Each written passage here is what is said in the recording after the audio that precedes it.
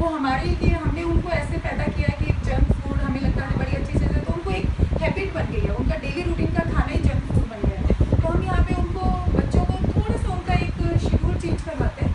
But ताकि उनको problem ना लगे कि हमारा बिल्कुल जंक फूड हमारी लाइफ से कट ऑफ हो गया। हम उनको यहीं पे मोटिवेट करते हैं कि बच्चे आपको मिलेगा जंक फूड, बट वीकेंड पे आप अपना जंक फूड रखो, वीकडे पे आप अपनी हेल्दी डाइट्स रखो। तो इससे क्या होता है, बच्चे थोड़े मोटिवेट भी होते हैं,